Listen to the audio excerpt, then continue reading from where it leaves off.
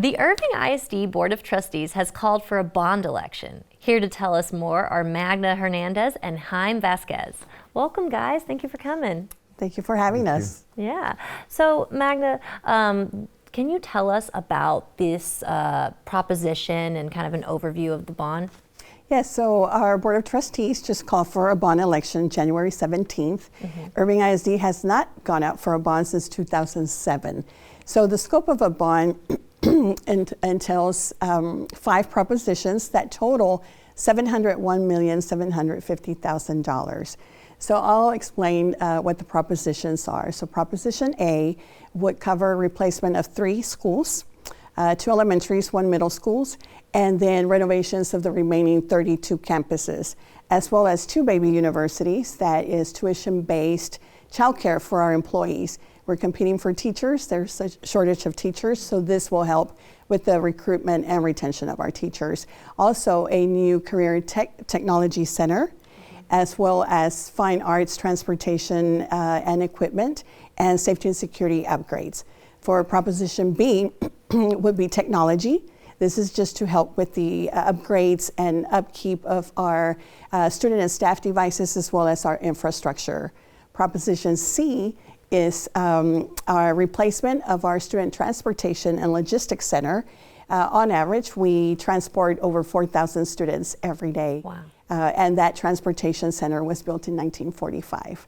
And moving on to Proposition D is 3 new multi-purpose indoor facilities for our students. This is to create a safe space for them where they can practice athletics or band and cheerleading, all of that. And last but not least, Proposition E would entail a new performing arts center. So can you tell us why voters should vote and when early voting begins? Well, the average age of the facilities in Irving ISD is over 47 years old. And as the superintendent mentioned, the last bond packet passed 15 years ago. So the buildings are in dire need of critical repairs. That's one of the reasons. The second one is that this bond package will put the ISD in the position of 2023 to be able to provide the students with all the required needs. Now, early voting starts on April 24th and goes all the way to May 2nd, and the election day will be May 6th.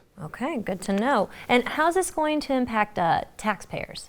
Well, I'm proud to say that Irving ISD has been great stewards of taxpayers' money. They have not raised the tax. They've actually lowered the tax since 2015. So great job there for Irving ISD. But if voters do approve all 5 propositions, it would entail 7.3 cent tax increase. But every proposition has its own tax impact, and it'll be broken down. For those that are 65 and older, their taxes would not be, impacted due to the homestead exemption that they have. But they must apply, and they can do so by going to the Dallas Central appraisal system. And how can voters learn more information about the bond? Well, we will have a lot of information to the community, both in English and Spanish, but we also have planned town hall meeting. We have Crockett Middle School on March 2nd and Farina Elementary on April 3rd. Well, thank you so much for informing our community about this, and thanks for being here, guys. Thanks again for having us. Thanks. All right, folks, if you want to learn more about the scheduled town halls or other information about the bond election, visit irvingisdbond.com.